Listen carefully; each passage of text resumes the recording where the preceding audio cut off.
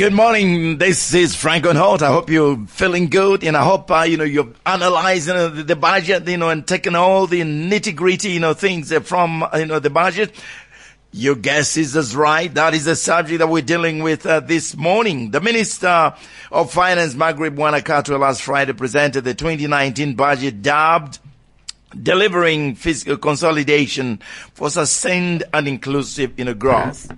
The 86.8 billion budget is an increase of 2018, which stood at 71.6 billion. This morning, we shall analyze some cardinal presentations. My guests, we have Akabondo Kabechani, Head of Monitoring and Evaluation, and Chizonde Bride, who is a consultant. Good morning, gentlemen, and welcome.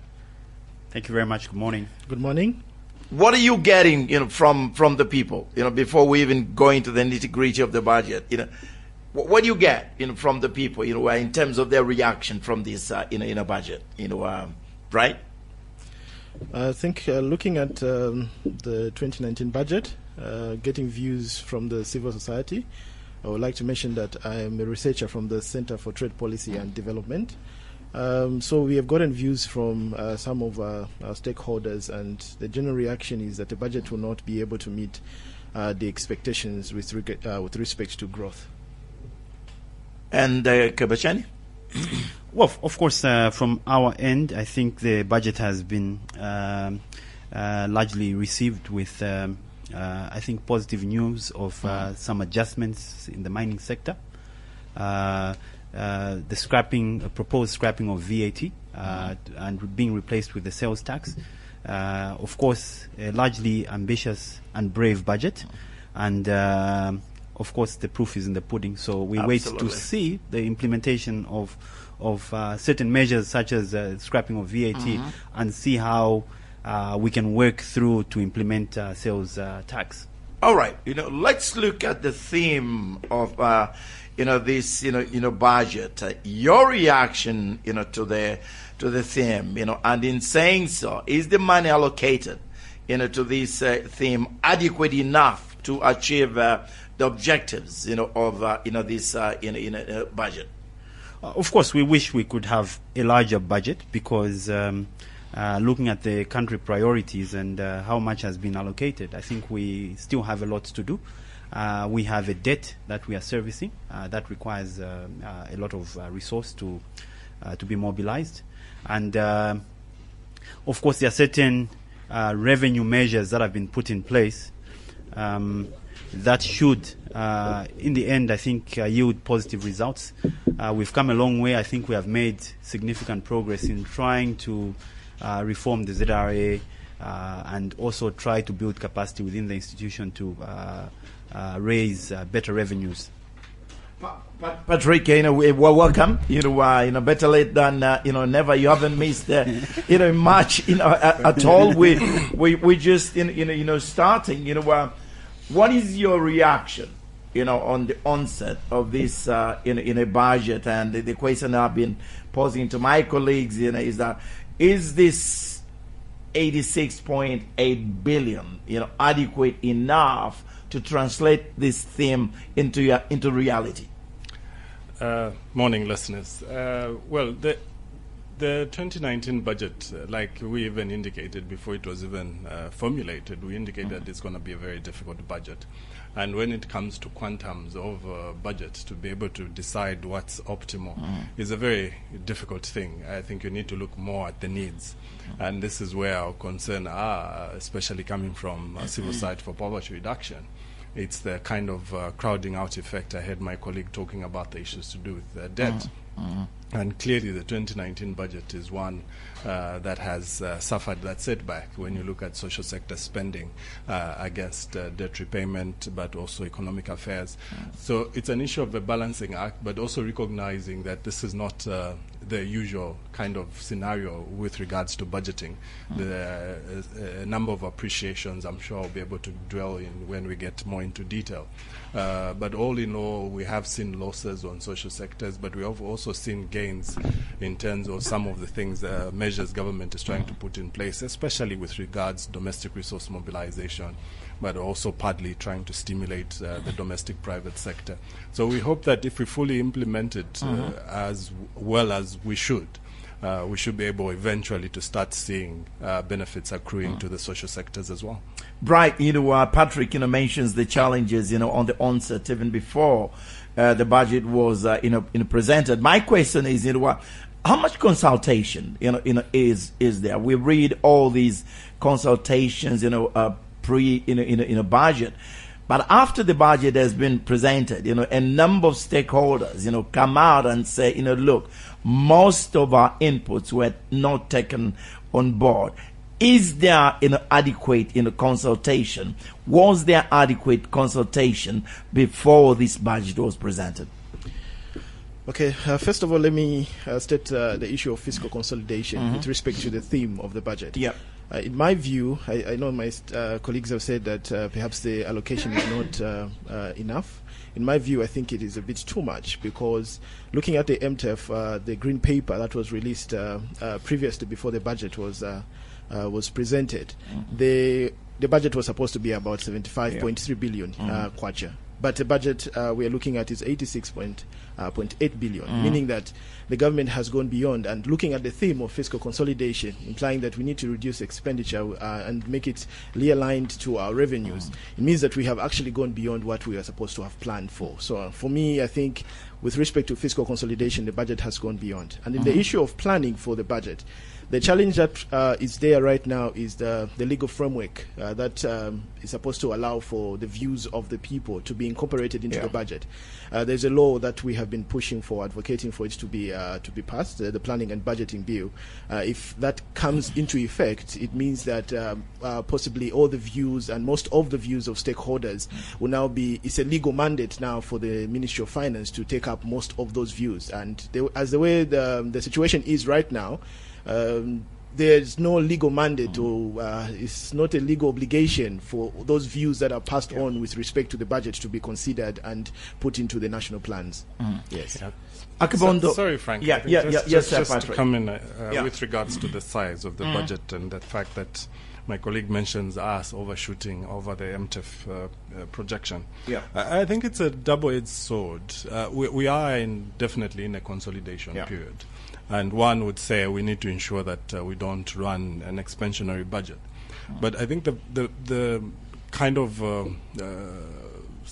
hard rock we find ourselves positioned is that we also need to stimulate the economy.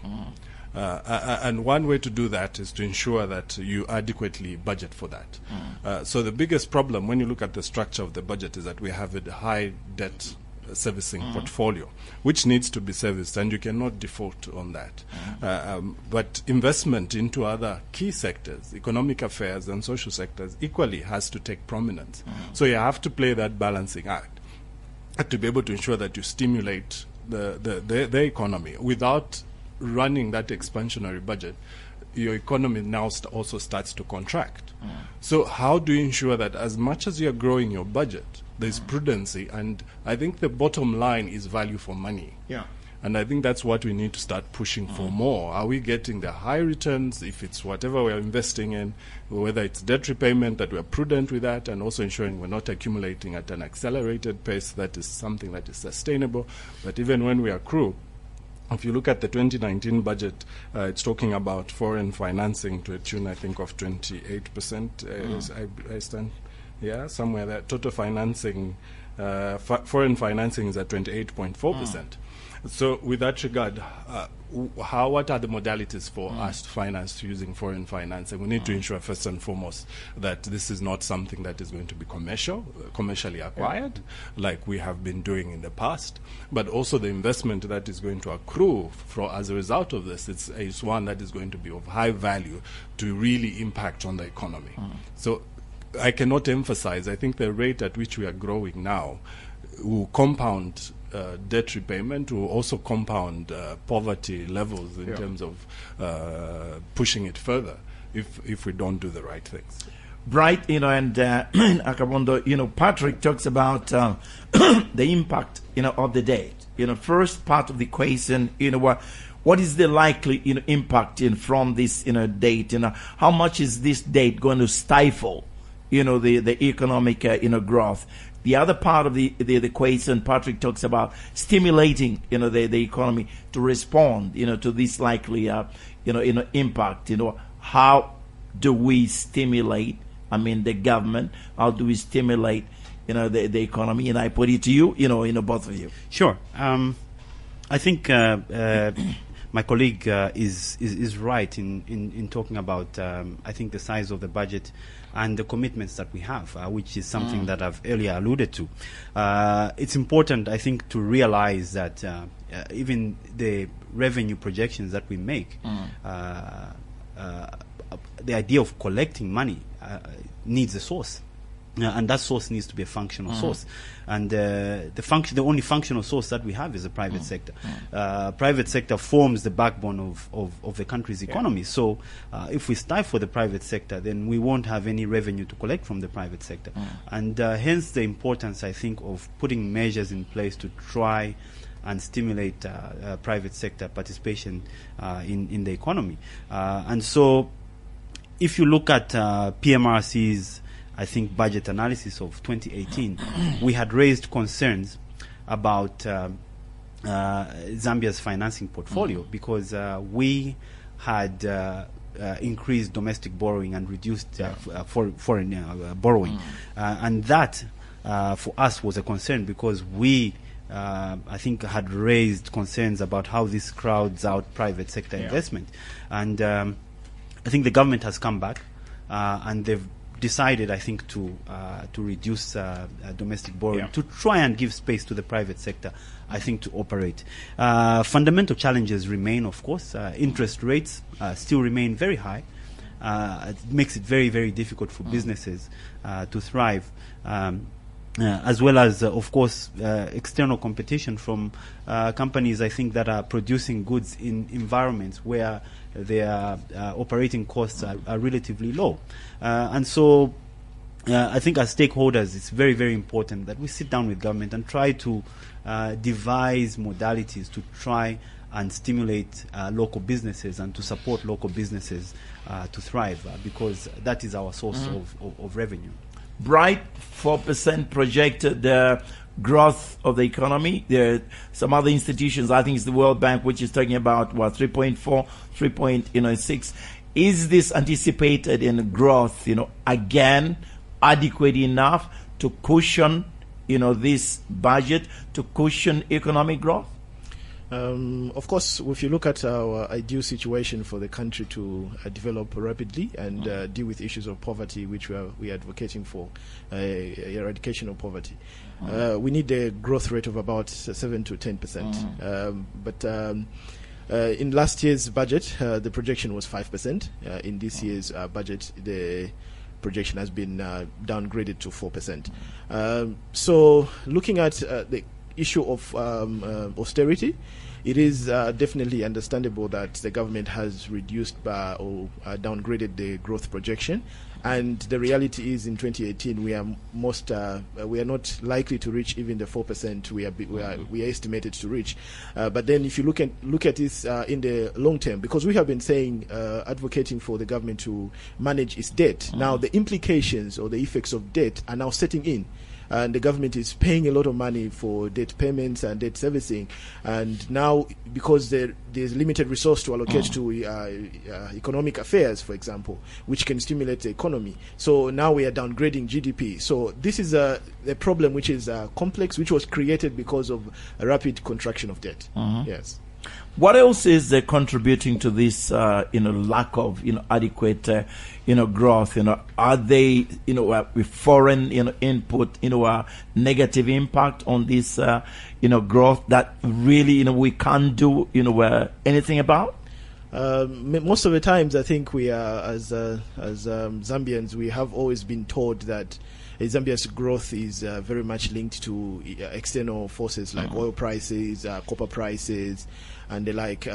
But in my study, when I was doing my my master's, I investigated the effect of copper prices on economic growth, and my finding was that copper price does not influence the long-term projection of growth.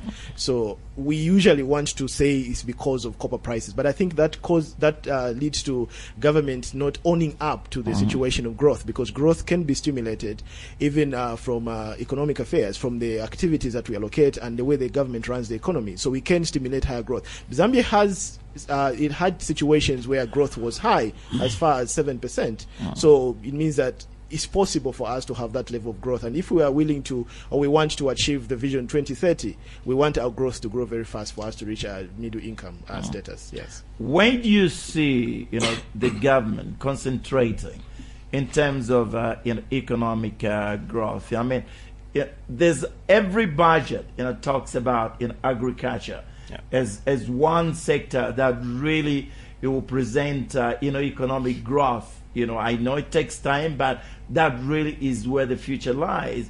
But most of the time, this growth is not realized in agriculture, including tourism.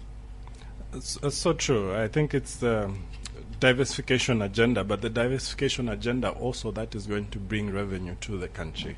I think a lot of diversification talk is tailored towards activities, but in terms of contributing to the treasury, but also to the forex, that's another question we haven't opened up. And partly when you're looking at the agriculture sector is to do just that. The 7th NDP recognizes that we need to make agriculture a business away from the way we've been running. Even when you look at the programs under FISIP, FRA, they're not oriented to stimulating private sector to start, agriculture sector to start growing as a business and then contribute to the treasury. It's more to do with household and national food security, and then when you have excess, that's when you start either opening up, closing borders, opening up, closing border. That demonstrates policy in terms of the direction we are going as a country. So we need to agree, as we did with the 7th NDP. We're talking about a diversified, export-oriented agriculture system. How do we actualize that and invest the necessary requisite in terms of resources, both on the expert side, the extension services, but also supportive infrastructure that is going to allow for that to be able to happen. The problem is that previous budgets, when you look at previous budgets, they've all concentrated on the two components. The FISIP and the FRA has been taking up the larger chunk of it. The other supporting agriculture stimulant measures have not been supported adequately. I'm happy to note with the 2019 budget, despite the reduction there, there's less emphasis on FISIP. I'm sure people argue, no, that's not a good thing and so on. But for me, I think it's a good move. We need to start investing into other sectors, and there's more pronouncement into extensions, things like extension services, building farming blocks and so on, infrastructure, supportive infrastructure. I hope this is the start of the realization that this can be done. And once it's done effectively, we can see a difference. But also I think pitching on the issue of stimulating the domestic private sector and growth, this is something government really need to take extremely seriously, because we will not get out of these challenges we have faced as a country if we do not stimulate the domestic private sector.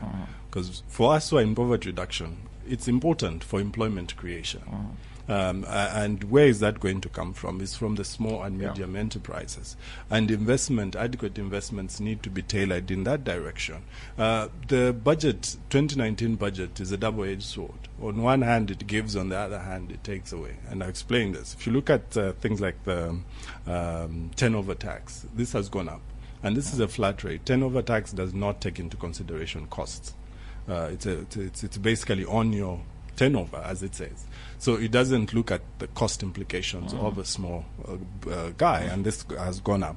But in the meantime, government also realizes that, no, we need to stimulate the domestic private sector by being away from the market. And this is highly commendable. I think they've dropped from 4% in terms of domestic borrowing to 1.4%. Which was part of the hindrances to issues to do with access to finance. high interest rates and so on, because government was very active on the domestic market. I hope they do stay away, and hopefully that as time goes by, we'll be able to create sufficient liquidity to provide to the small businesses to be able to grow. But this is where the backbone is. It's not in the mining sector. We need to ensure that the small businesses start growing. Once they start growing, even the notion of talking about broadening taxes and so on will fall into play naturally. Because once you start growing, then you need to realize that I need to formalize for me to get bigger businesses. Once you formalize, there's more revenue on the part of the government. Okay, are you satisfied with the measures that have been sort of put in place, to stimulate the growth in agriculture? Of course, our concern has been, I think, with some of the measures, of course, repeating themselves. I think if you note the issue of the farm block model, I think has been sitting in the budget over the last 2 years. Our concern has been also the implementation of the farm block model. One of our proposals was that, look, we should implement the farm block model stage by stage, as opposed to implementing 3 farm block models at a time. The understanding behind this is that we should be able to achieve one success story, given the constraints that we have on resources, be able to come up with one success story which we can build on. And so the farm block model is a very, very good idea. If you analyze the design, which we had the privilege to, it's a very good model. Builds value chains within the system and supports small-scale farmers. And so this is the way to go, I think, if we have to achieve diversification and creating value chains within the agriculture sector. But of course, the other concerns that have been raised by my colleague here are issues that I think we've put on record in the past. We've been urging government to try and realign spending in the agriculture sector. By realigning spending in the agriculture sector, we've been saying, look, FISP is not necessarily a bad thing. FRA spending is not necessarily a bad thing, but we think that if some money can be moved from FISP and from FRA into key drivers of growth in the agriculture sector, you talk about extension services, you talk about research and development, livestock management, disease, and all these other issues, I think that play a critical role in building value chains within the agriculture sector. Then we can begin to see more revenue coming into the agriculture sector, as opposed to the current scenario that we have. Right, you're into sorry about this, into trade, in the policy. The main complaints, from the farmers, that there's no level playing field, in terms of competition in this region. I'm basically talking about South Africa. We're up against a powerful farming country, for lack of a better way of putting it. Our farmers are threatened by so much imports from South Africa. Is there anything you would have loved to see in this budget to protect our farmers? I don't like using that word protect, but is there anything, any measures you would have loved to ensure that there's fair competition between our farmers here and in the region? Maybe let me also first comment on the issue of government increasing borrowing in the domestic sector. That is a good move in terms of it may translate into a reduction in interest rates. But I think the challenge is government has actually increased borrowing generally. So that essentially means that government will borrow more from the foreign lenders. Now, the challenge with foreign borrowing is the exchange rate risk is very significant. Looking at the kwacha, which is now depreciating, it means that, again, the issue of debt payments is going to come in the next budget, because now the debt payments are going to go higher than what we're talking about, 27%. So looking at, you need to weigh the two. Do you want interest rates to fall, government stepping aside in terms of domestic borrowing, or do you want higher interest payments next year, because now government will increase its borrowing from 28.1% to 33.2% in this new budget, and most of the borrowing therefore will be will come from the external sector. So that is the complexity of government borrowing. And then with respect to the agriculture sector, I think I'm going to concur with my colleagues that the sector has been run most of the times not as a business, and that is the greatest challenge that we have. The sector is supposed to be run and it's supposed to grow as a business and using a business model. And in terms of protecting farmers, we have a problem because of a high import of agricultural produce from different countries coming into Zambia. There was a suggestion, I think, to put some goods on the list of prohibited goods. For example, tomatoes, things that are locally produced in abundance. They're not supposed to be allowed to be imported from outside. So that can be a measure to protect the local farmers in order for them to grow. But I think the general issue is to run the agriculture sector using a business model. Right. Before Patrick comes in with the poverty alleviation, let's spend a few minutes on the mining sector, which still remains a major mainstay of. Sorry, Frank. I think for just to jump in on the external borrowing, I think my colleague is spot on, and it's something that we all need to be worried about. But in alleviating some of the risk, especially the exchange risk, one of the things that we've been calling for, and we hope that is the path government takes, it's towards more concessional long-term borrowing, move away from the commercial markets. And that obviously will mean that we need to bring the likes of the IMF back on the table to be able to bring the necessary confidence in the country, where we move now to more concessional borrowing and bring about partners that will be able to support us in that direction, either from the east or west. It doesn't matter where it's coming from, but we need to move away from this kind of short-term, medium-term borrowing that we've been incurring now, which is very susceptible to volatility on the market, including exchange rates. So let's move to more concessional borrowing, and it's doable. I think it's doable with more political will and demonstration of accountability mechanism, which has been a huge concern, but also demonstrating that we are sticking to what we have already. We have a very robust economic stabilization plan. How are you going to control borrowing? When the minister, says, we don't need Parliament, to tell us, how much we should borrow. Really. Well, that's why I'm saying you need very strong political will. Let's just put in what is supposed to, and I think the benefit will actually accrue to everybody, both at political level and the citizens, and ultimately the well-being of our people. We need to be above board and don't look at this from a political perspective. Don't look at it from a party perspective or from our own selfish biases, individual biases, and let's look at what is it that is good for Greater Zambia. And by doing that, I think the legal reforms are necessary. Let's provide checks and balance. I think that the obligation and the task that lies with the Minister of Finance is so huge, the burden of borrowing on behalf of the country. I think you need a very strong team that will be able to look at this and evaluate and say, what are we borrowing this money for? Is it of high value? And if yes, what are the sources? At what rate are we borrowing?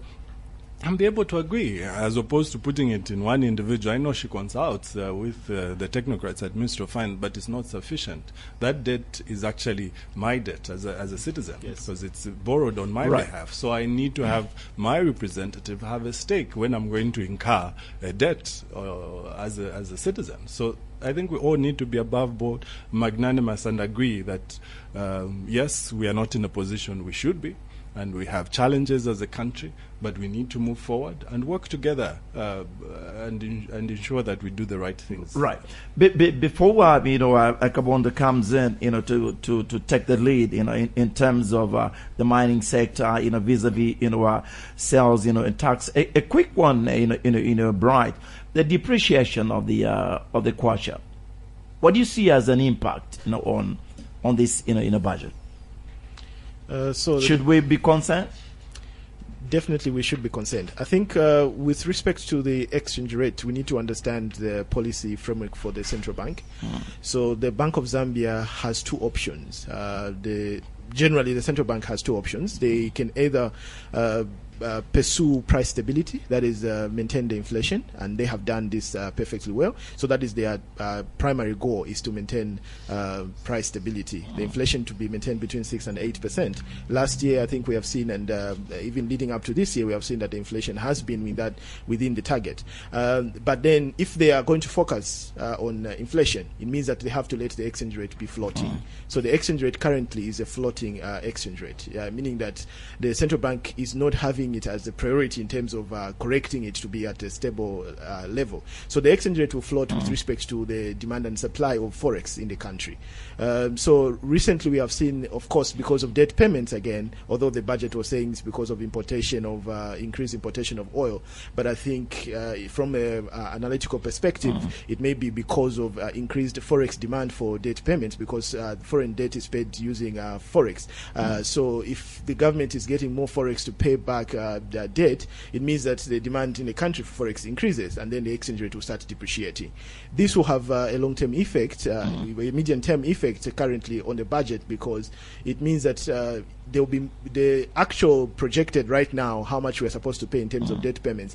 By the time the exchange rate depreciates even further, it means that the actual debt payment is going to increase. That's why you saw last time we had even a supplementary budget because of these debt obligations. So if the exchange rate depreciates again, we are likely to have another supplementary budget increasing the payments for Absolutely. debt. Yes. More taxes, for the mines, increase in royal tax, sales tax has been introduced to replace, VAT. What are the advantages and disadvantages of that? Right. Of course, this is one measure I think that we didn't see coming. I don't think anybody saw it not coming. at all. So I think it's a brave move by the Minister of Finance, I think, to upscale mineral royalty by 1.5% across the bands, and then introduce a new sort of windfall band at 10% for prices of copper, which go above $7,500. So looking at these measures, of course, why I say we didn't see this coming, because our colleagues in the mining sector have been very strong in terms of resisting any increment in taxes. And I think we must applaud the government. I think they've maintained a consistent policy environment in the mining sector for a long time. Of course, in our budget submissions, we were concerned about raising production in the mining sector as one way of raising revenue, and it remains to be seen, I think, how we're going to achieve that, given the increase in costs to the mining sector, but also an incentive on those that are processing copper products. I think a reduction in income tax from 35% to I think about 15%. Yes, which is a good incentive, I think, for value addition in copper, and I think we remain to monitor, I think, progress that will be made by some of these measures, so that from time to time, I think we can have assessments of how effective some of these measures are.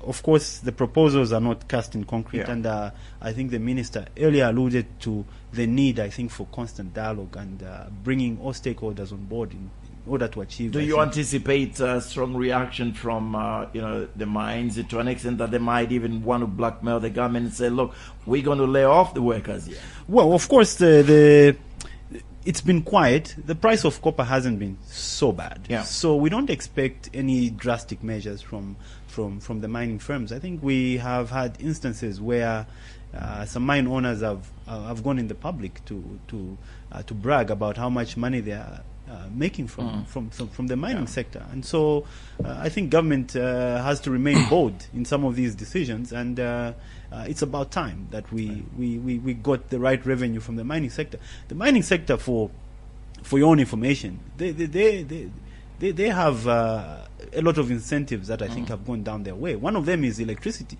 I think they're paying below tariff cost for electricity. So I think it's about time we, as a country, put our foot down and said, enough is enough. Right, we got to move, fast, so we can bring in the. Well, you brought in a question of the sales tax. Blackmail. Of blackmail. Yeah. Well, that has already started. Yeah. Unfortunately. Yeah. Like expected. There are cases. I'm just looking at one document here from a named mining company, which is basically trying to. It's stipulated a long list of things that it's starting to cut down because they are operating below LME and so on. I think our call to government is that they need to be very firm. Yeah. We cannot continue at this path. If you look at even just corporate income tax, how many of the mines have been paying in this country, I think it's a bold move that firstly mineral royalty is non-deductible. Yeah. That is a rent. I don't even know how we came up for it to be deductible. If somebody is coming to use your piece of land, absolutely, they have to pay the rent, whether they are making whatever they're making there, whether they decide to grow maize or not grow on it. The fact that somebody is renting it, they need to pay, and so that is something that is commendable. But also, I think core is to the unions. They need to stand firm. They should not allow this kind of blackmail. And we've been seeing this over the years. Even with the electricity revisions, the first thing we heard is, no, we are going to lay off workers. They've been used as the dangling carrot or the weapon against citizens. But how long are we going to continue at that level? 100 workers against the entire nation. Well, okay, but eventually they also need that labor. Absolutely. So, with respect to the mining tax policy, my colleague says it has relatively been stable. I don't think the mining sector policy has been stable because what we have seen, over a longer period of time, every regime change in government comes with its own mining tax policy revisions. And I think in siding with what can be the solution with respect to the changes in the mineral royalty tax, this is, of course, a good move that the government has put into the national budget. The issue is the mining sector should also realize that Zambians have been advocating for increased benefits from the mining sector for a long period of time. And if they are going to continue fighting the tax changes, then it means that the government will never find an optimal tax change. And if they don't find an optimal tax policy for the mine, then it means that they will not be stable. They will never be stable. So if the mining companies want stability so that they can project the future, they can expand, and they can see a tax policy which is going to last for many years to come, they should allow the government to come up with an optimal tax policy in the mines, and they should allow the tax policy to benefit the Zambians. Yeah. Right. Quickly deal with sales tax, and Patrick maybe can comment on pay as you earn, which has remained the same. The salaries. No increment. I don't see any increment in the civil, in the civil service, and also more tax for the workers and the consumers. Very quickly on sales tax, the advantages and disadvantages. Okay, so sales tax with respect to or compared to VAT. The challenge we had with VAT, especially with in the mining sector, is that the VAT is computed, is tax deductible, computed from the output side of VAT compared to the input side of VAT. And in the mining sector, the output side of VAT was zero rated, meaning the mining sector was not paying any VAT when they are importing or when they are exporting the produce. But then they would claim, because the VAT is computed as deductible from the output and input side, so then they would claim for the input VAT, which they paid on the inputs when they are purchasing them. These amounts of money became very large chunks of money, in excess of 750 million kwacha, and then the government has, in a situation of austerity, we understand that the government wants to get rid of that issue with VAT. So with sales tax, we don't have, it's not deductible, so we cannot get refunds for sales tax. That is the benefit in terms of the situation of austerity, and the government is likely to make more money with sales tax. The disadvantage with sales tax is it can be computed or taxed at each level of the production chain. So if someone is at the end of perhaps they are selling something, and if it's not known that what they are selling is actually an input in their next chain of production, if a sales tax is now levied at different levels of the sale of the commodity up to the final set of the commodity, you find that at the end the prices of the goods will increase, and then the one who's going to bear the blunt effect is the consumer. That's the problem with sales tax. But sales tax can be implemented with exemptions, so that if you're buying for resale purposes, for example, you can be exempted so that the price is not passed on to the consumers. Absolutely. Yes. Very quickly, Patrick, the infamous social cash program. I see the minister has indicated that there's going to be an increase in terms of the beneficiaries from the current 632,000 to 700,000. Is this going to be achieved, and generally, what is your response to this? Unfortunately, something that I will not be excited about. Yeah. Unfortunately, I mean, it's not an increase. The 2018 budget also had that projection of 700,000 beneficiaries, and we didn't meet that, obviously, given the challenges we had with cooperating partners, commitments not coming through, but also our own fiscal challenges.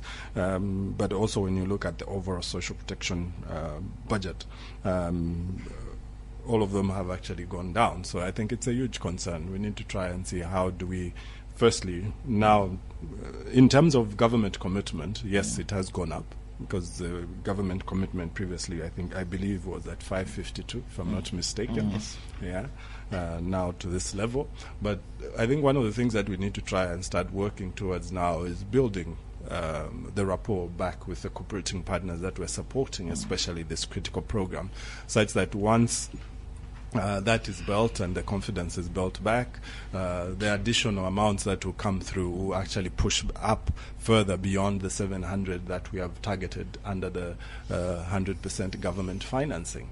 So it's important that we do that so that we can bring as many people as on board as possible, because really we are talking about austerity, and the shocks of austerity hit the most the poor and vulnerable, and you need to have sufficient safety nets to be able to protect them.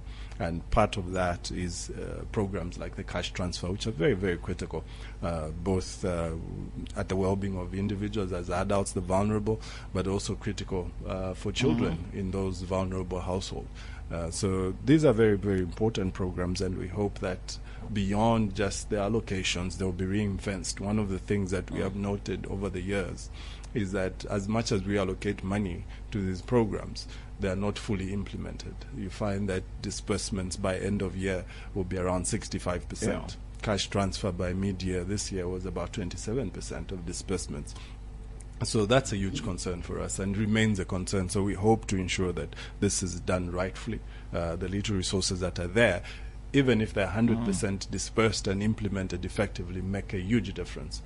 So we need to ensure that we commit for more resources to this, but beyond the commitment, ensure that they actually reach the intended beneficiaries. Are they, before I open the lines, Akabondo, are there enough austerity, measures, to convince other stakeholders, that yes, this government, is serious, in terms of managing the economy, developing the economy, and do you see fiscal discipline, being, implemented? Yeah, right. I think it's very important, of course, that we, identify where the leakages are. Yeah. Before we try to fix the roof. If you look at austerity measures that have been put in place, I think largely we have had a challenge with implementing austerity measures that have been put in place. Run down through state-owned enterprises, monitoring mechanisms. Do we have sufficient monitoring mechanisms to ensure, for example, that our state-owned enterprises are adhering to the measures that government has set out? And I think that's where the conversation should start from. We should have, a platform as civil society, of course, where we can, have a a look, or I think government can provide regular updates on what has been achieved in terms of the measures that have been put in place, how much we're saving. I think then we can, assess the progress that has been made.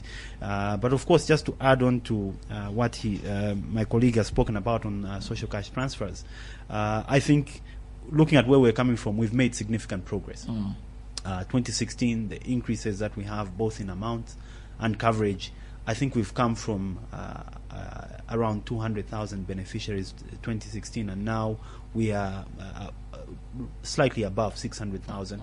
Of course, the pronouncement that has been made to attain a target of 700,000, this is something that was in the 2018 budget pronouncement, and we are very concerned, of course, about disbursements within the ministry. As at mid-year, we were at 27% in terms of disbursement, and it's very, very important, I think, that we take care of poor people. Given the reforms that we've been carrying out, we've been reforming subsidies in the fuel sector, in the electricity sector, and many other sectors. And given our commitments as a country, I think it's important that we, pay particular attention to taking care of the poor. One question before I open the lines, please, forgive me, listeners. The subject is, is very huge. I hope we can have a bit of extra minutes, and I'll be opening the lines, very shortly. The importance of, education. Both of you, Patrick and Bright, cannot be overemphasized. 15.3% of the budget, have been allocated towards education. Is this adequate enough to develop human resource? And in saying so, how do you reconcile the continued unemployment of even people who are coming and out of universities? Very quickly, I need to open the lines very shortly. Okay, so the allocation to education was reduced percentage-wise from 16.1 to 15.3%.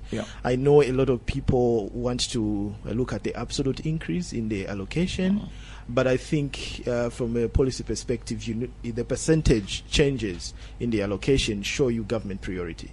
And in this case, it means that there is an increase in the budget, but yet very little has gone to the education sector.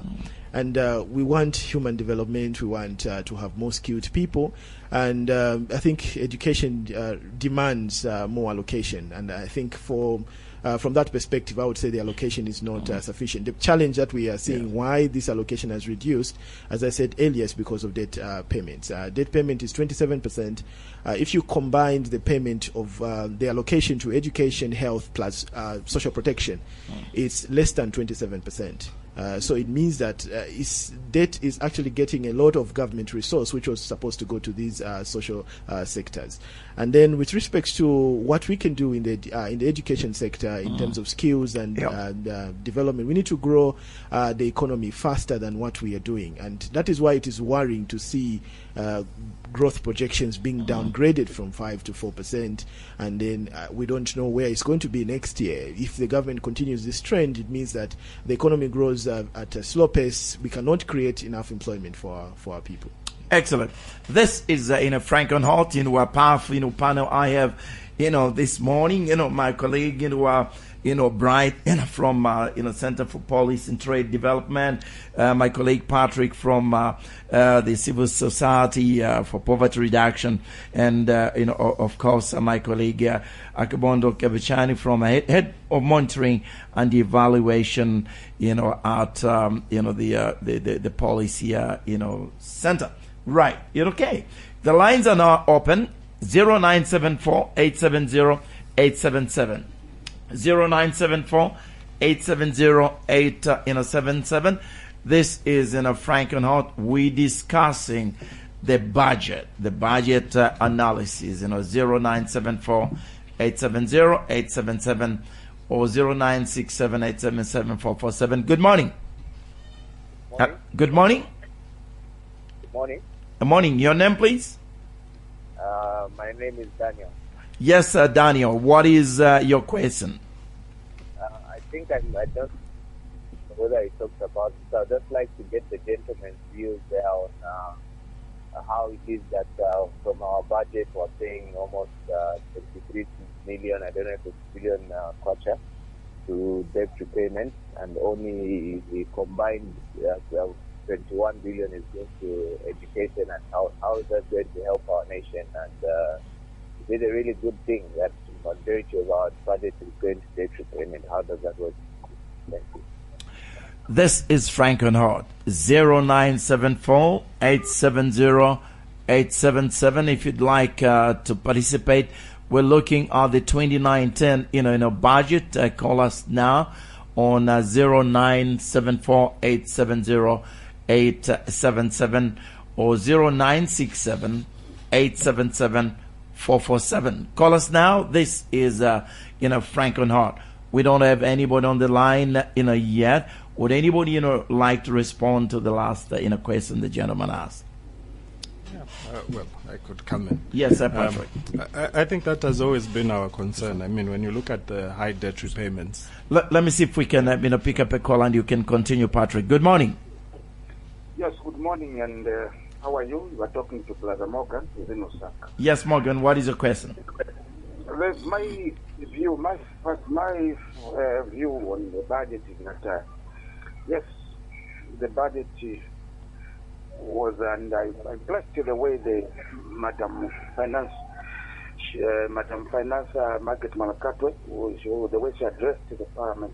She basically addressed the same budget, but the only budget to analyze is that 15.3% went to education, and we find that to the health sector, and if you look at the health sector and the agriculture sector, I think that's where I was incompetent, because you find that everybody when you wake up want to eat. So food is number one. And secondly, when you got sick, you go to the hospital where there's the health sector. So the money also was so little. So for me to talk about this issue, we are still depending on donors. And we should not cascade the donors, because the money which we have, our budget, cannot wrap up the year. It's so little. So we shouldn't, we are supposed also to influence the donors to continue funding us, so that our people, Zambian people, continue access the health, continue farmers to grow more food. This is on the issue, what we wanted to say. Thank you very much. Thank you very much. This is Frank on Hot. Let's see if we can pick up another caller. 0974 870 877. 0974 870 877. This is Frank on Hot, and we're looking at the budget of the 2019. Good morning. Morning. Morning. Your name, please? My name is Martin. Yes, Martin. What is your contribution? Yes, I just want to find out from the panel, because the budget is 86.8. Now, my question is, fire tenders were bought at 42 million, and it was unbudgeted for. Where did this money come from? That's what I want to find out from the budget. You done? Okay. From the panel. Thank you very much. Okay, quickly respond to those questions. Panel Patrick, we caught you before we went the line. Please go ahead. Thank you so much. Firstly, I think on the issue of debt, it's a concern for everybody. That's why we are saying that we need to slow down on debt repayment. This is something the Minister of Finance has acknowledged. This is something the Head of State has acknowledged during his opening address to Parliament. So it's important that we slow down that pace, but also the structure of debt is important. Currently, we are constrained because most of our debt portfolio is in commercial kind of instruments where we have to pay. It's short term and the interest rates are high, but also quite susceptible to volatility. Kwacha has been playing around, so you see this increment even during the year. You see a spike in interest repayments and so on. So we need to guard against this, and that's why we are talking about more long-term concessional borrowing, where that's a direction we need to move towards, because basically it crowds out expenditure in health and education, and that has come out in the 2019 budget. And it's important also moving forward, related to Morgan's question about donor support. We need to bring on board as many partners as possible that can be able to help us during this particular period. Donor dependency is not anything to smile about. I think it's not a good thing. And we need to move towards where we are all 100% able to finance our national budget. But obviously, when you have a fiscal deficit like we have, you need to try and bring on board as many partners as possible to meet the gap that you have in terms of financing and guard against accruing further debt to be able to fill up that gap. Right. I think the fire thing, they maybe just address the tender process, perhaps. Do we have like something to come out, out of this budget in terms of ensuring that the tender process is transparent? Financial management is something that we have been calling a prudent financial management, something we have been calling for a long time. Just tying it from financial management and grant support, we have seen that the amount of resource we're expecting from grants from our donor partners has reduced in the 2019 budget from about 3.4% to 2.2%. So, and I think the percentage is quite low, 2.2% donor funding. Of course, as I said, in a situation of austerity, we shouldn't run to the financial markets to get more loans. We should be at least going to advocate for more grants from the donors. That would have been better. So we were expecting this to go up, but it can't go up because of the issues which came up recently, donor funds being misappropriated, misapplied, and issues to do with that. And then, so with respect to prudent financial management, that's why we always advocate that the government programs and policies should be consistent, and we're asking for the financial space to be increased in terms of the legal framework that is existing. Right. This is Frank on Holt. Call us now if you'd like to participate. Good morning. Good morning. Good morning. How are you? I'm fine, thank you. Your name, please? This is Liman Nyurenda. Yes, Mr. Nyurenda. What is your question this morning? The question is, I want to find out from Chizonde and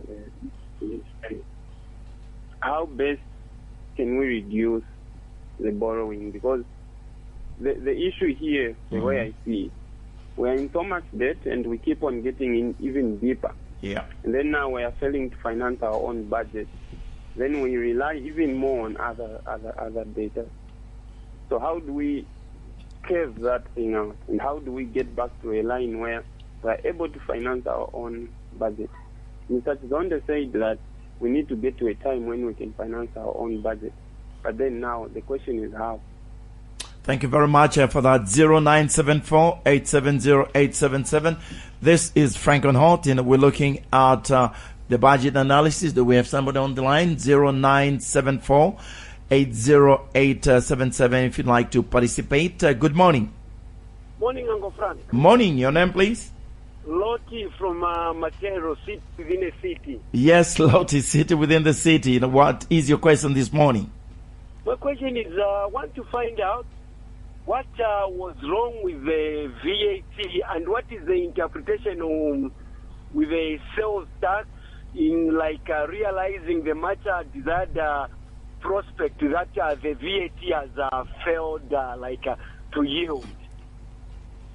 Thank you, very much. Call us now on 0974-870-877, 0974-870-877. We're looking at the 2019, budget. If you'd like to participate, call us now. This is Frank on Holt. Good morning. Good morning. Good morning. Your name, please? My name is Chansa.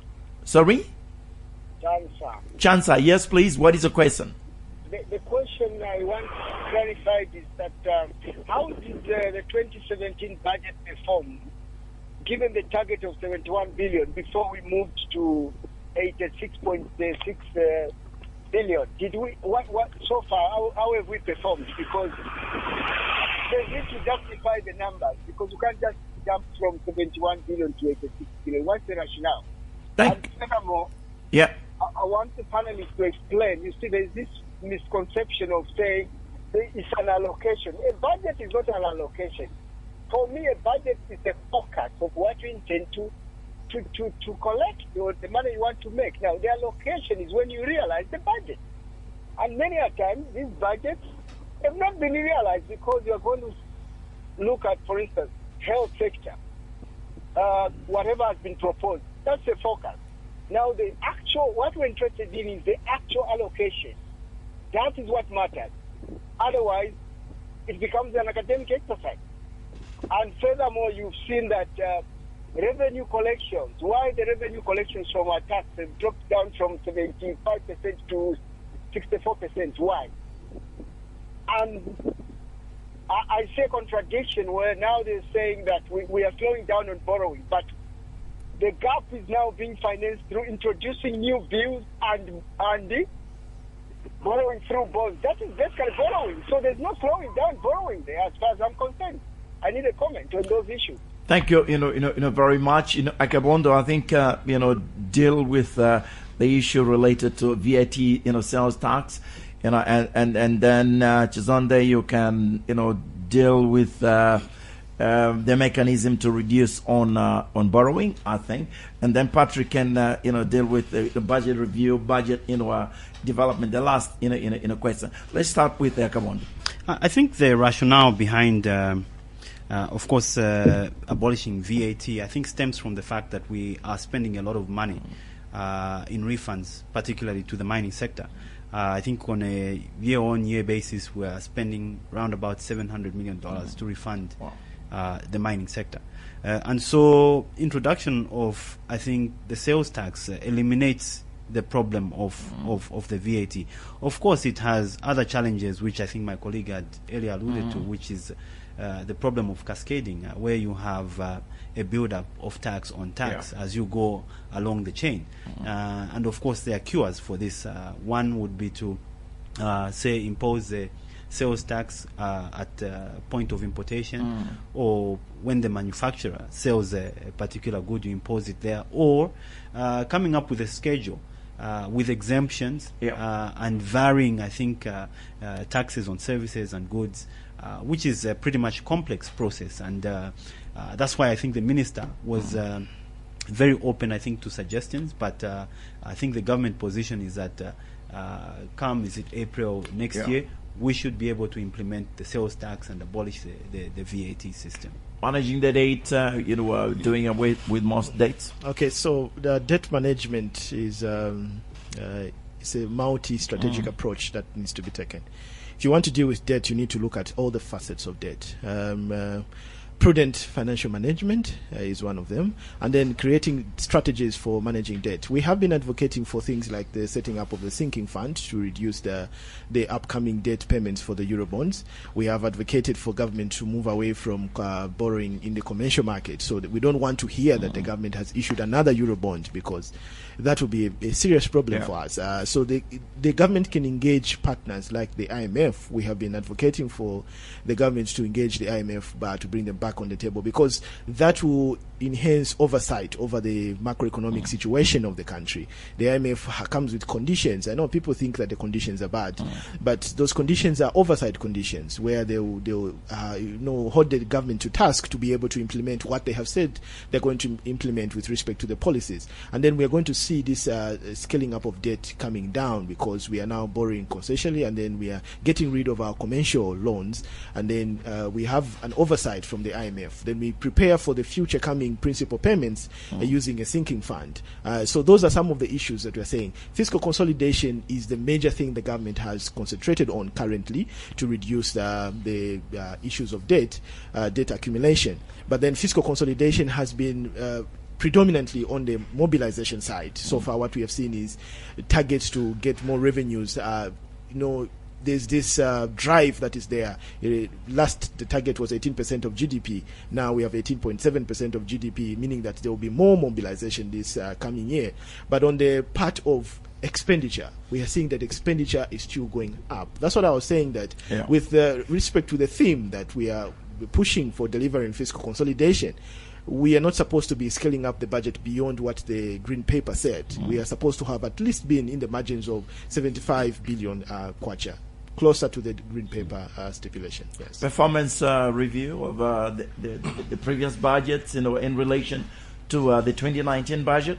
Yeah, well, we are yet to do a full analysis when the year comes to an end. Yeah. But if anything to go by, if you go by the mid-year review, I think it wasn't a very good indicator because most of the budget lines did not perform very well.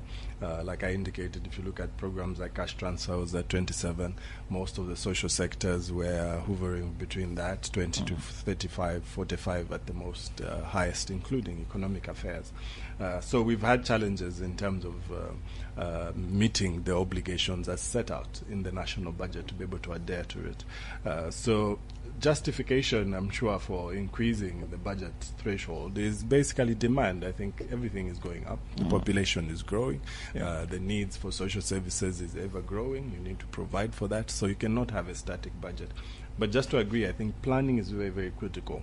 And we need to do due diligence. The medium-term expenditure framework, like my colleague has indicated, should inform the national budget. So it means that when we are doing projections, they should be quite in line. We should do a robust job of doing that. So because then you're doing medium-term and then informing the 7th NDP and ultimately the Vision 2030. So if we don't do due diligence with that, then you see the budget also not speaking to those issues and objectives we want to achieve as a country.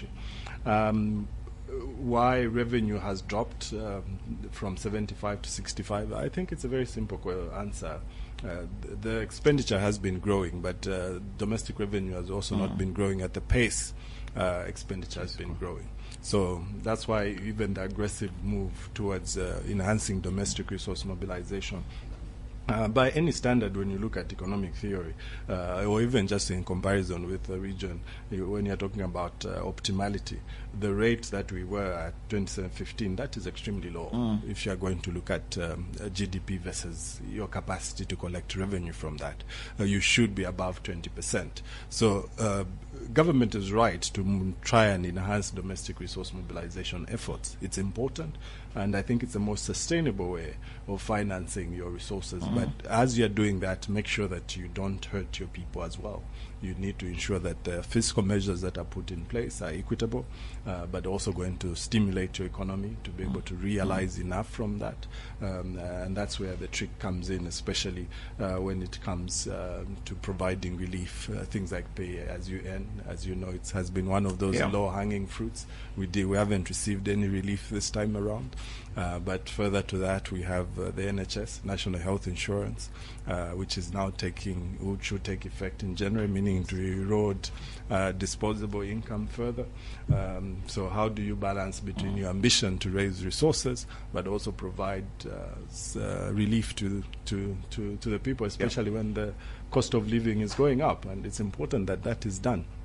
And part of that is being responded to in the 2019 budget, where government is trying to tackle the issue of aggressive tax planning. I think this has been a huge problem for the country for a very long time. There's extreme aggressive tax planning in this country, both mining sector and even other sectors. So they've now put in higher penalties for transfer mispricing. I hope that that will be implemented. I would have put it even higher, but I think that is a commendable thing. So that those that are engaged in this, I think businesses also need to realize that we are here for a win-win situation. Government needs to provide a conducive environment for businesses to be able to thrive.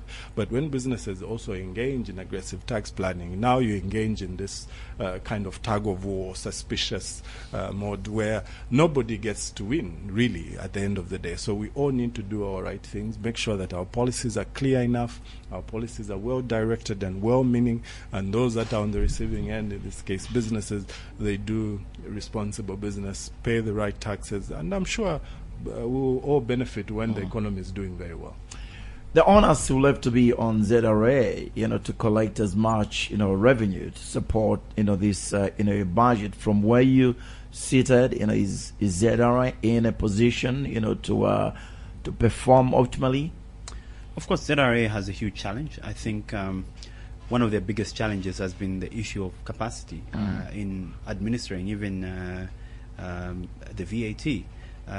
With a more complex, I think, sales tax, I think that even adds a bigger burden. So huge considerations have to be put in place to make sure that capacity is built at ZRA. Resources are provided to ZRA for implementation of new tax measures. In the mining sector, of course, we've come a long way.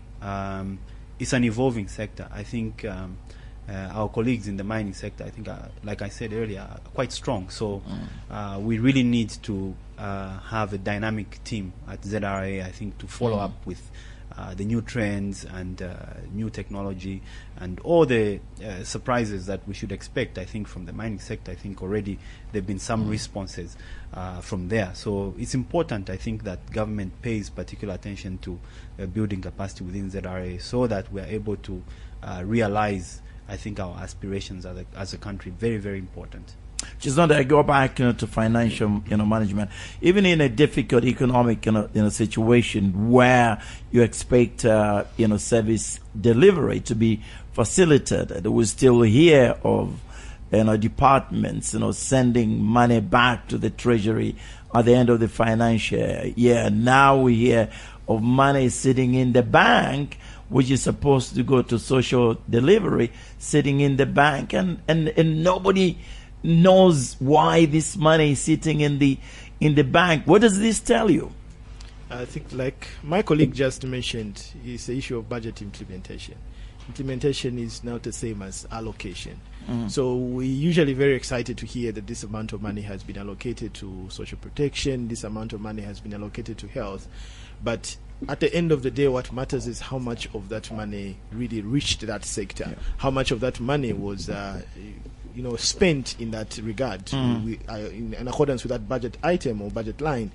But then, so we are hearing the issues of social protection not being about 27% in mid-year.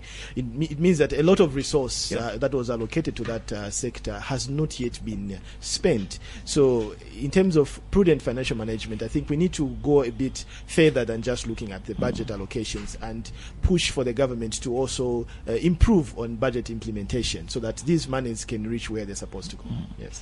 Right. This is Frank on Holt, and I've taken a couple of more calls.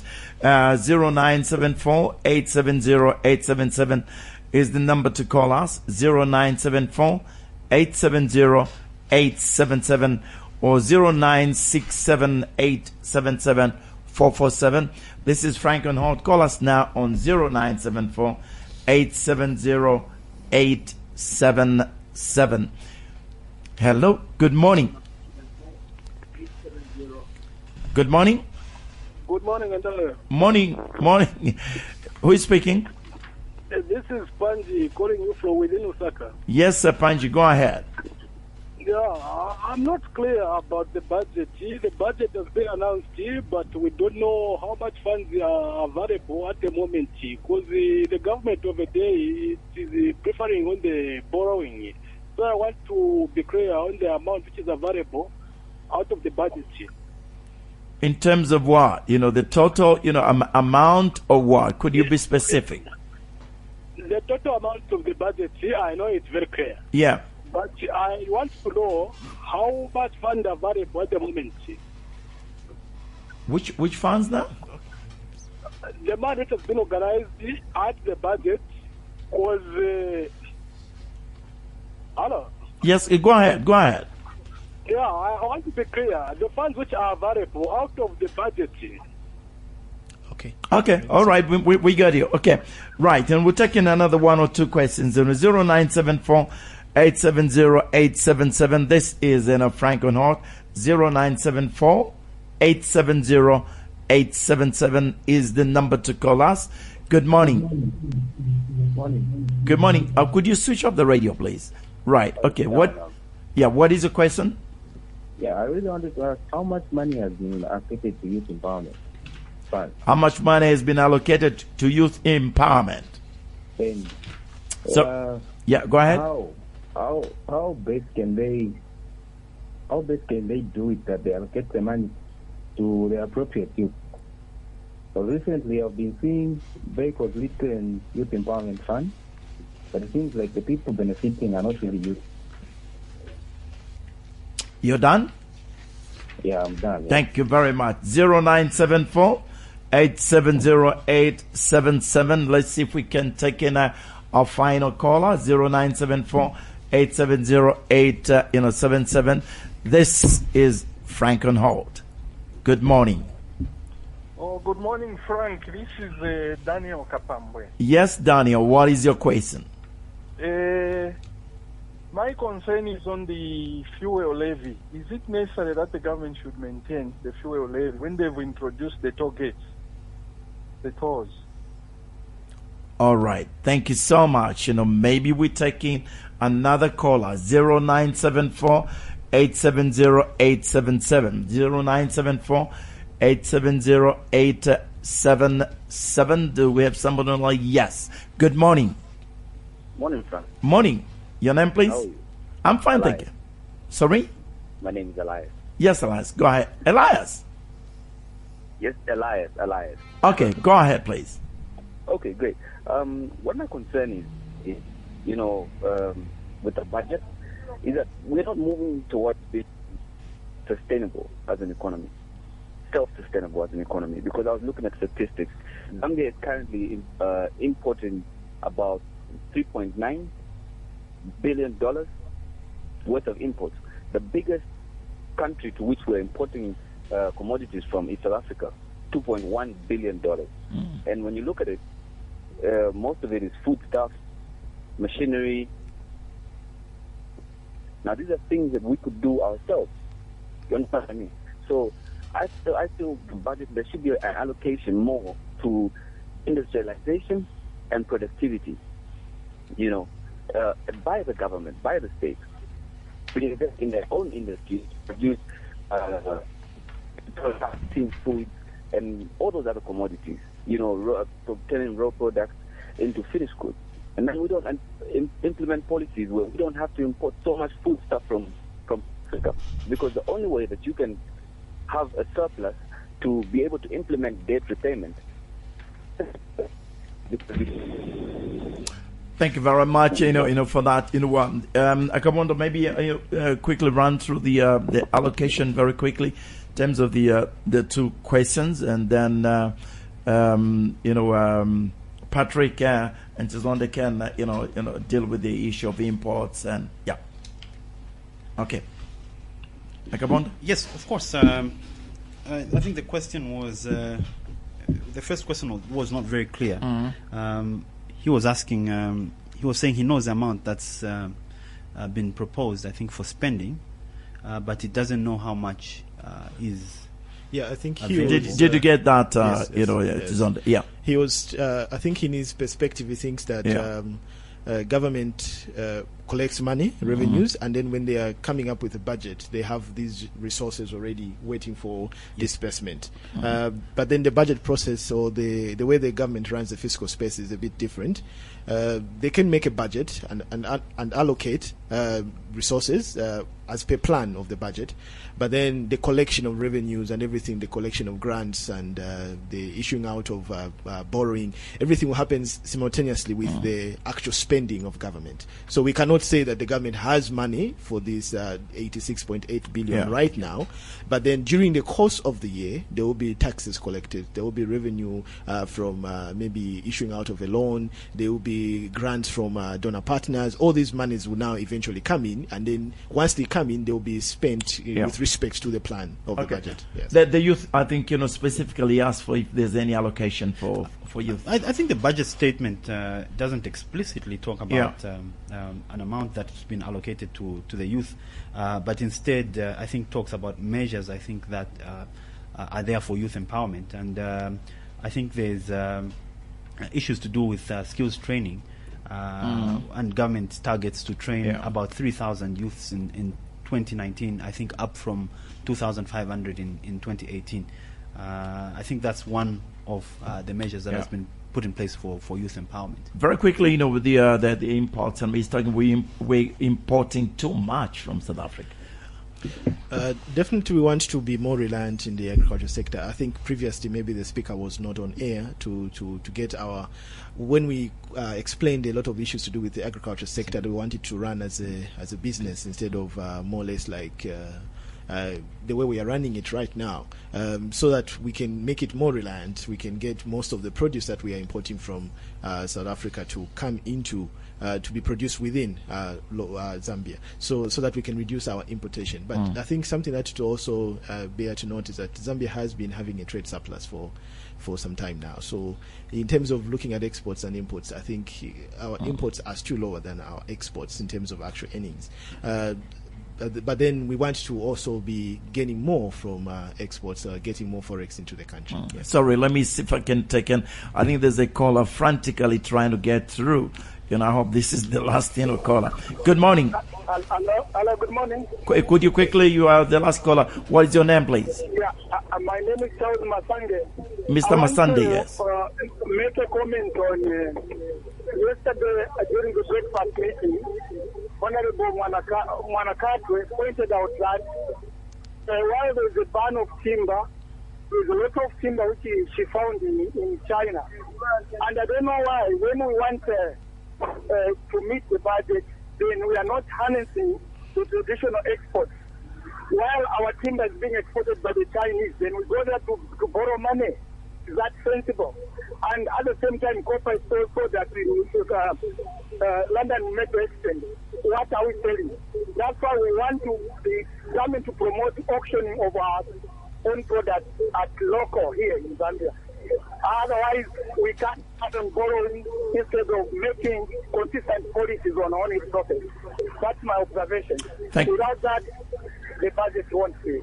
Thank you very much for that. A quick response to that, Chizonde, before we close the program. So the encouragement of non-traditional exports is actually very much welcome, so that we can get more forex from other commodities instead of just the traditional ones we have been exporting.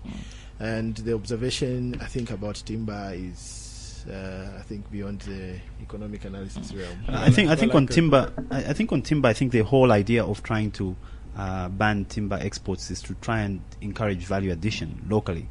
And I think if you've been following previous budget pronouncements, I think there were measures which were put in place to try and encourage value addition. I think by having 100% capital, I think duties waived. I think for importation of capital equipment in the agriculture and timber sector, to try and encourage people, I think, to bring in machinery without paying duty and invest in that sector. So I think the motivation still remains the same, to try and discourage people from exporting raw timber and encourage. If I could just come in, 2019 budget has actually removed the ban on export of timber, and basically indicated that we are going towards an auction, public auction of timber, of all forms of timber. I do agree partly with government on that move, because there's been a lot of illegal timber export that has been happening, and if revenue which should actually accrue to the country, which is going out there.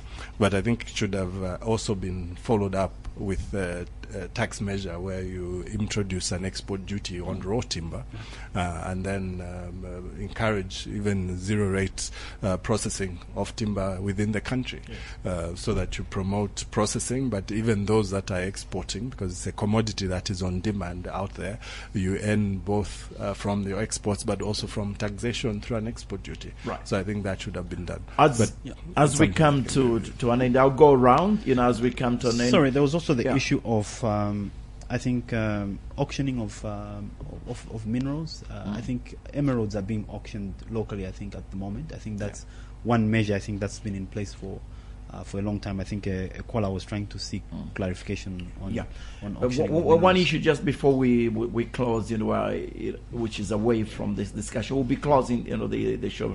There was an issue where, before this program, where during the breakfast, show talking about service management, which was not very clear. Could you quickly, clarify? Sure. There was an issue, I think, which was raised regarding two statements. I think that came from the Honorable Minister of Finance, Margaret Mwanakatwe, regarding the cost of service study, as well as a conflicting statement which came from the Minister of Commerce. encouraging, I think, investors in independent power producers to come into the country because the cost of service study had been concluded and that everything was done. And on this one, I think I'll go with the Minister of Finance because her position, of course, is correct. The cost of service study had some challenges. We should expect a statement from the Minister of Energy in Parliament, I think, to clearly outline, I think, the new plan, although I think the Minister of Finance has hinted on the direction that we're taking. There were also concerns that money has been lost through the previous person that was contracted, which is not the case. And I thought that maybe I should just set the record straight and of course, this is a donor-supported study, and so as a country, I think we have not, other than the time that we've lost, I think, in trying to get this thing going, resource-wise, we have not lost any. Brilliant. Okay, I'm going round now. Starting with you.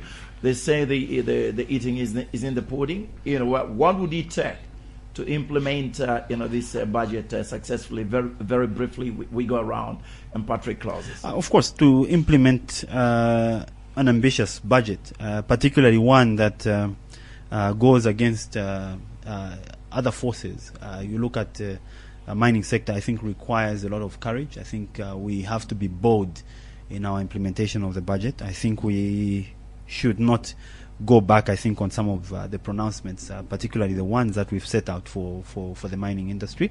We should continue, I think, with engaging with key stakeholders, Parliament, as well as other stakeholders, I think, in implementing this budget. And more importantly, I think Parliament needs to wake up. We have had situations where year in, year out, we have put recommendations before Parliament, particularly on legislative reform, which is intended to help government to save money. Talk about Public Procurement Act revisions. I think we have time and again spoken about benchmarking pricing, which is supposed to save government money. We have talked about implementing project appraisal.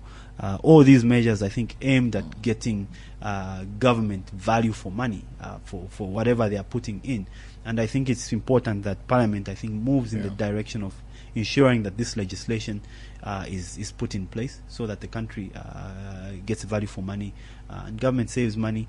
Talk about planning and budgeting bill, of course, which is cited even in the Public Finance Management Act, which has since come into effect, but the planning and budgeting bill still remains before Parliament. Loans and Guarantees Act revisions, I think we also need that before Parliament. And all the other important legislative reforms, I think, that will add budget credibility must be dealt with, I think, with a matter of urgency. Chizonde?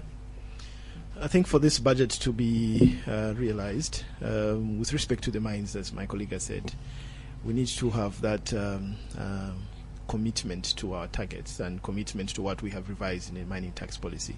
We know that the mines are going to respond, and they're going to, as we were saying, tug of war with mines, and they will say the workers are the scapegoats all the time. But then the government needs to step its foot down this time around and say, the revisions in the MRT and the revisions in introducing some form of a windfall tax, the revisions in making a mineral road tax non-deductible from income tax, those revisions are going to stand their ground.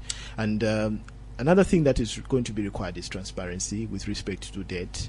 Government needs to come out clear how much debt we now have, how much we are paying, so that the stakeholders. There are a lot of stakeholders in this country who are very analytical, who have very good insights, very good advice. Government needs to be transparent in order to receive those technical inputs, in order to know how to handle the issues of debt. So transparency will be key. Financial management is the other thing. So we need to stick to prudent financial management. We don't want to hear issues of misallocation, misappropriation of funds, because donors are going to reduce further the budget. Then we need to manage this issue of debt.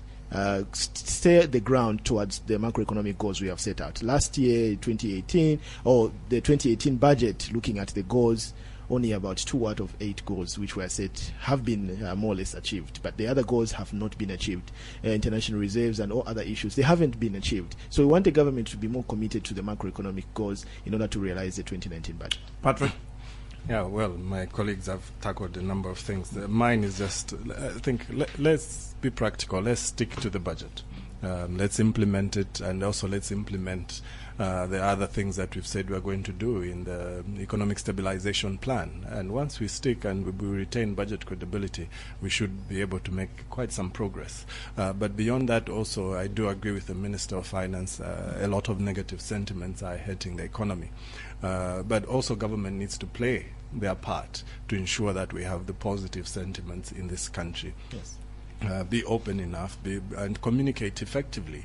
They need to be proactive in communicating, including the head of state.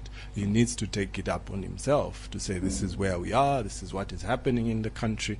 Tell people what is going on. Without information, you have all this wrong information going around, and this is the age of social media.